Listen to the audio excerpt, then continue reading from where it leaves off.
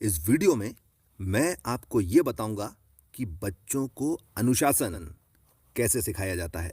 अब देखिए, सबसे पहली चीज तो आप ये समझिए कि आपके बच्चे जिस तरह से व्यवहार करते हैं, उससे ये चीज तो बहुत अच्छी तरह से समझ में आ ही जाती है कि बच्चे जो हैं किस तरह के परिवार से आते हैं और उनको किस तरह के संस्कार दिए गए हैं। और किसी भी इंसान के व्यवहार की वजह से ही उसके माता पिता की या तो नाक ऊंची होती है या कि फिर कट जाती है। और नाक जो है हमेशा ऊंची रहे, कटे नहीं, इसके लिए आपको अपने बच्चों को सही और अच्छे संस्कार देना चाहिए। और इसकी पूरी की पूरी जिम्मेदारी पूरी तरह से और हर तरह से माँ बाप और केवल माँ बाप की ही होती है। देखिए, माता पिता को यह चाहिए कि वो बचपन से ही अपने बच्चों को कठोर अनुशासन में रखते हुए उन्हें अच्छे संस्कार देने की कोशिश करें, क्योंकि जैसे जैसे बच्चे बड़े होते चले जाते हैं उन्हें अच्छे और सही संस्कार देना कठिन और कठिन होता चला जाता है। इस चीज को जरा समझ भी लीजिए, ज्यादातर माँ बाप यहीं पर गलती करते हैं। होता असल में यह है कि जब बच्चा छोटा होता है तो माँ बाप ये सोचते हैं कि अभी से क्या अनुशासन सिखाऊं, अभी तो बहुत छोटा है। और जब बच्चा थोड़ा बहुत समझने लायक हो जाता है तो माँ बाप के पास इतना सब कुछ सिखाने के लिए टाइम ही नहीं बचता, जिसकी वजह से बच्चा जो है वो माई लाइफ और माई रूल्स की फिलॉसफी पर निकल जाता है, यानी बिगड़ जाता है। इस चीज को भी समझिए कि बच्चों को संस्कार उनके पैदा होने के बाद से नहीं, उनके पैदा होने से पहले ही देना शुरू कर दिए जाना चाहिए। और यह बात शास्त्रों में भी लिखी हुई है कि चाहे कैसी भी परिस्थिति क्यों ना हो, गर्भवती स्त्री को हमेशा अच्छा साहित्य पढ़ना चाहिए, उस पर विचार, चिंतन और मनन करना चाहिए, ताकि बच्चे में अच्छे संस्कार विकसित हों। यह हो गया पहला नियम।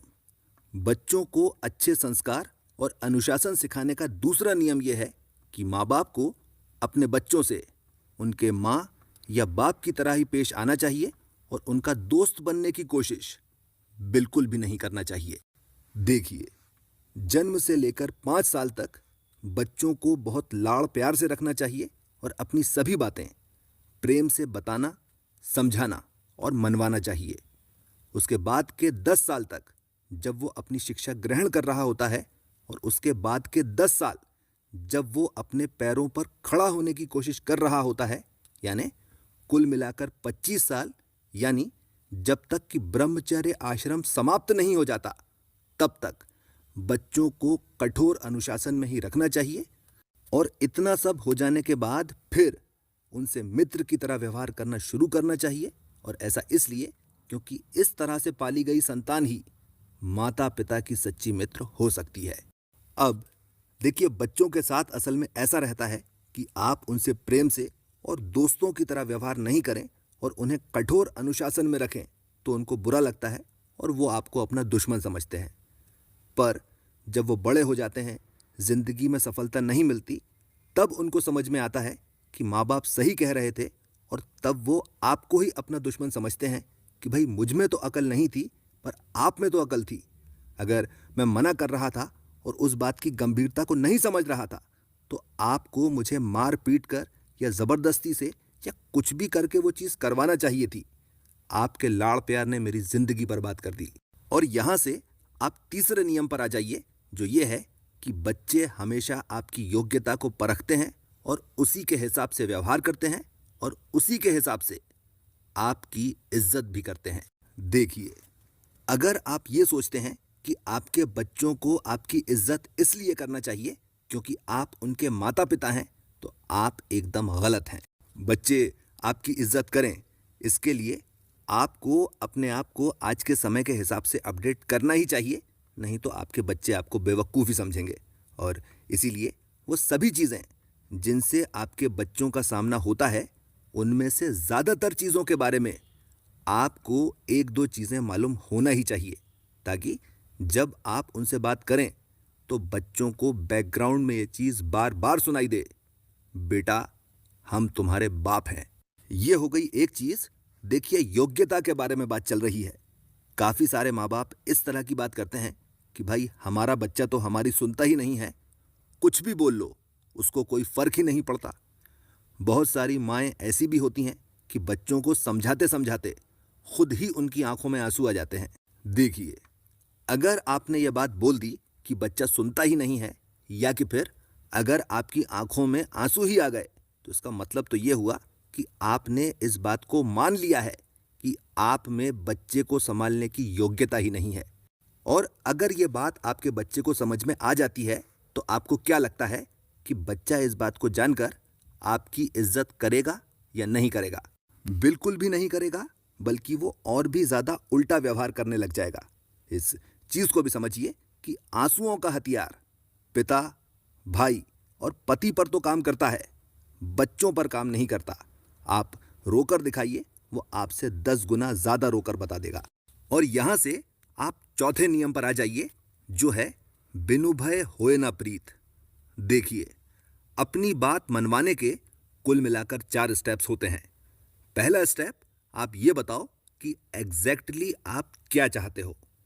दूसरा स्टेप, आप ये बताओ कि आप उस चीज को कैसे चाहते हो। तीसरा स्टेप, आप ये बताओ कि नहीं किया गया तो क्या होगा। और चौथा स्टेप, आप वो चीज करके दिखा दो।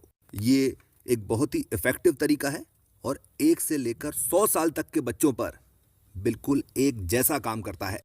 देखिए, बच्चों से रिक्वेस्ट नहीं की जाती, उनको आदेश दिया जाता है। पर उस आदेश को पूरा नहीं किए जाने पर चीखना, चिल्लाना, मारना, पीटना, ये सब बेवकूफ़ी होती है, क्योंकि इससे बच्चा रोना शुरू कर देता है और बच्चे की माँ, दादा दादी और भाई बहन सब उसकी तरफ हो जाते हैं और आप गलत दिखाई देने लग जाते हो। देखिए, बच्चों को सज़ा देने का सबसे सही तरीका ये होता है कि उनकी सभी फैसिलिटीज़ बंद कर दी जाएं। कार्टून वगैरह हटा दीजिए, मोबाइल देना बंद कर दीजिए और 1 हफ्ते तक खाने में पालक, मेथी, लौकी, गिलकी और तोरई की सब्जी बनवाइए। इस तरीके के 4 फायदे होते हैं। पहला ये कि आपकी बॉडी डिटॉक्स हो जाती है। दूसरा ये कि आपके बच्चे का दिमाग डिटॉक्स हो जाता है। तीसरा ये कि बच्चे के भाई बहन उस पर नज़र रखते हैं और गलती नहीं करने देते, नहीं तो उनको भी हफ्ते भर गिलकी खाना पड़ेगी। और चौथा और सबसे बड़ा फायदा ये होता है कि इस तरीके का इस्तेमाल केवल और केवल एक बार ही करना पड़ता है। अब देखिए, ऐसा हो सकता है कि बच्चा अपनी जिद पर उतर आए और खाना ही नहीं खाए। आप बिल्कुल भी चिंता मत कीजिए, बहुत ज़्यादा हो भी गया तो बच्चा एक टाइम खाना नहीं खाएगा, उसके बाद जब वाकई में भूख लगेगी तो पालक और गिलकी भी खा लेगा। ऐसा भी हो सकता है कि जेब खर्चे के पैसे से बच्चा बाहर जाकर कुछ खा ले।